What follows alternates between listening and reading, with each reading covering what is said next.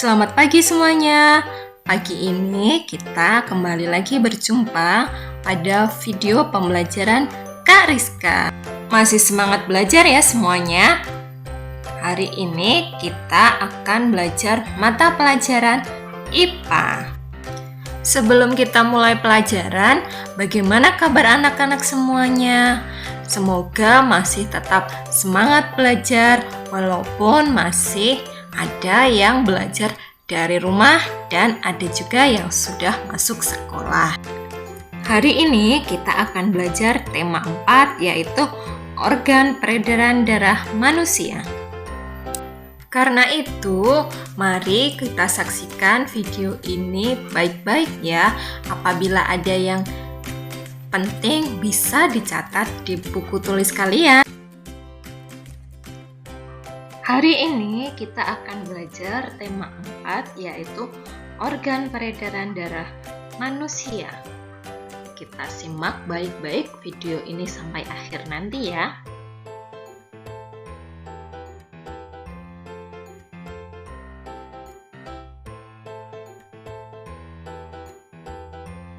Kemarin kita sudah belajar proses pernafasan dan proses pencernaan manusia. Proses pernafasan membawa oksigen masuk ke dalam tubuh, sedangkan proses pencernaan menghasilkan sari makanan.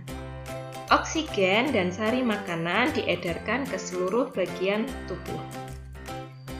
Bagian tubuh yang berfungsi mengangkut dan mengedarkan oksigen dan sari makanan adalah darah atau sistem peredaran darah.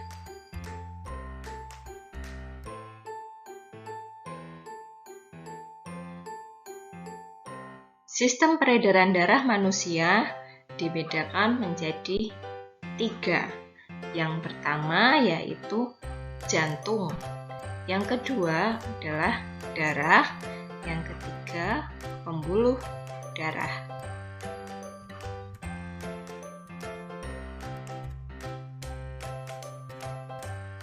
Yang pertama adalah jantung. Jantung manusia merupakan organ yang bertugas memompa darah. Letaknya di dalam rongga dada agak sebelah kiri. Jantung manusia kira-kira sebesar kepalan tangan. Berat jantung sekitar 280-340 gram untuk pria dan 230-280 untuk wanita. Jantung manusia berdetak sekitar 100.000 kali di dalam sehari. Jantung terdiri atas 4 ruang. Yang pertama adalah bilik kiri, kemudian serambi kiri, bilik kanan, serambi kanan, ada aorta, kemudian ada arteri pulmonalis, dan yang paling kecil ini adalah vena pulmonalis. Antara serambi kanan dan bilik kanan serta serambi kiri dan bilik kiri di dalam ruang jantung ada yang disebut dengan katup. Katup berfungsi untuk menjaga agar darah dari bilik tidak tercampur dengan darah dari serambi. Fungsi organ-organ peredaran darah. Yang pertama, bilik kiri. Bilik kiri berfungsi memompa darah bersih ke seluruh tubuh. Dilanjutkan serambi kiri. Serambi kiri menerima darah bersih dari paru-paru. Bilik kanan memompa darah kotor dari jantung menuju paru-paru. Sedangkan serambi kanan berfungsi menerima darah kotor dari seluruh tubuh. Arteri pulmonalis membawa darah yang banyak mengandung CO2 ke paru-paru. Paru-paru berfungsi sebagai penyuplai oksigen ke dalam darah. Dan vena pulmonalis berfungsi mengalirkan darah yang kaya oksigen dari paru-paru menuju ke jantung.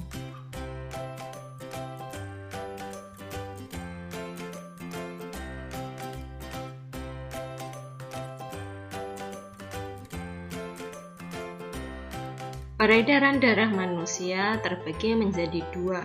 Yang pertama, peredaran darah kecil. Ini yang saya beri tanda merah adalah peredaran darah kecil. Kemudian yang kedua adalah peredaran darah besar. Peredaran darah kecil dimulai dari jantung, kemudian menuju ke paru-paru, dan kembali lagi ke jantung.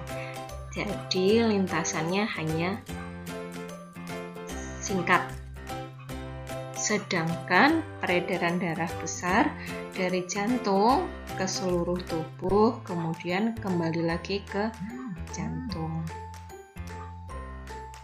Lintasannya lebih panjang daripada peredaran darah kecil.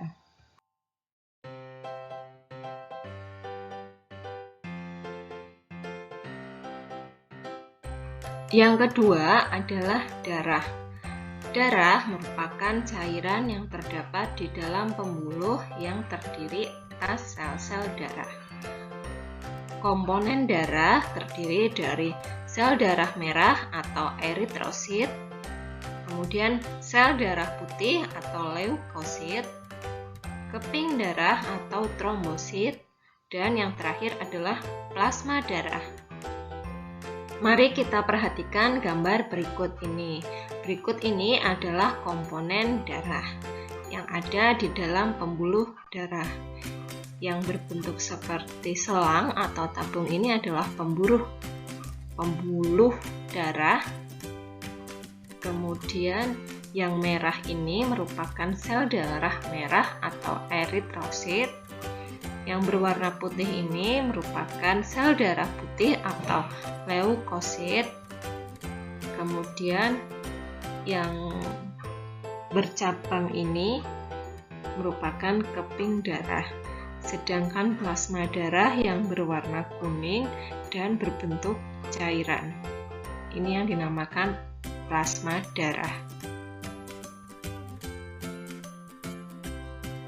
Setelah tadi kita sudah melihat komponen darah yang berada pada pembuluh darah, kita bahas bareng-bareng ya, masing-masing dari komponen darah tadi. Yang pertama ada sel darah merah. Sel darah merah atau eritrosit berperan sebagai pengangkut oksigen dan karbon dioksida. Sel darah merah mengandung protein berwarna merah yang disebut hemoglobin. Hemoglobin berfungsi mengangkut oksigen ke seluruh tubuh manusia.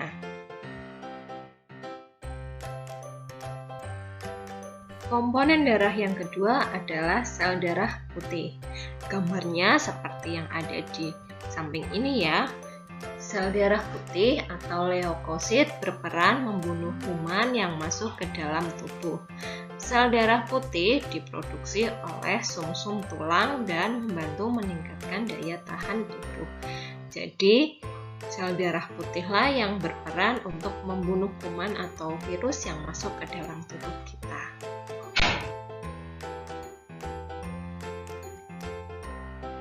Komponen yang ketiga dalam darah yaitu keping darah. Bedanya dengan yang lainnya, keping darah mempunyai serabut-serabut kecil yang ada di sekelilingnya. Keping darah atau eritrosit berperan dalam proses pembukuan darah. Jadi ketika kita mengalami sebuah kecelakaan, misalnya terjatuh, maka yang berperan penting dalam proses pembekuan darah yaitu si keping darah ini. Jadi luka pada tubuh kita tidak mengeluarkan banyak darah atau mengalami penyembuhan darah. Komponen dari darah yang terakhir yaitu plasma darah. Di dalam gambar ini yang merupakan plasma darah adalah yang berwarna kuning Plasma darah merupakan bagian cair dari darah yang terdiri dari 90% air. Plasma darah berperan mengangkut zat-zat makanan dan hormon.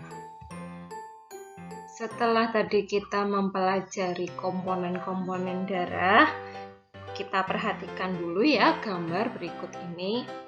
Gambar berikut ini merupakan zat-zat penyusun darah yang akan terpisah jika darah dimasukkan ke dalam tabung, lalu diberi larutan kimia pemecah protein dan dikocok dengan alat tertentu. Yang paling bawah merupakan sel darah merah, kemudian di atasnya adalah sel darah putih dan keping darah, dan yang paling atas yang berwarna kuning ini merupakan plasma darah.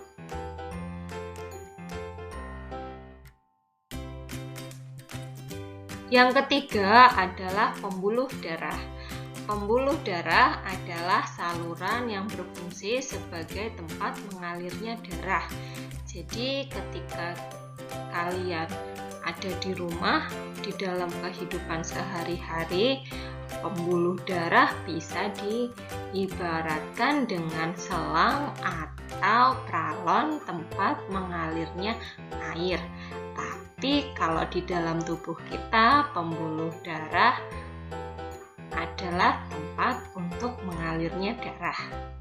Pembuluh darah terbagi menjadi 3. Yang pertama, pembuluh nadi atau arteri. Arteri membawa darah keluar dari jantung. Arteri berdinding tebal dan elastis. Denyutnya cepat daripada vena. Arteri terletak jauh dari permukaan kulit. Katup hanya satu tempat di dekat jantung. Dan jika kalian terluka, darahnya akan memancar.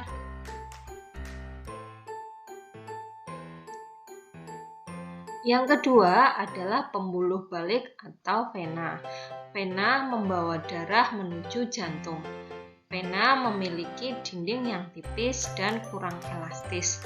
Letaknya dekat dengan permukaan kulit. Aliran darahnya tidak secepat arteri. Denyut tidak terasa. Vena memiliki katup di sepanjang pembuluh. Jika terjadi luka, maka darah akan memancar dengan deras keluar. Yang ketiga, pembuluh kapiler. Kapiler merupakan pembuluh darah yang sangat kecil dan halus, serta berdinding tipis. Kapiler menghubungkan arteri terkecil dan vena terkecil. Di dalam kapiler terjadi pertukaran oksigen dan karbon dioksida. Nah, itu tadi adalah sistem peredaran darah manusia yang terdiri dari komponen-komponennya. Setelah ini kita akan belajar membuat media pembelajaran tentang sistem peredaran darah. Ikuti terus ya videonya.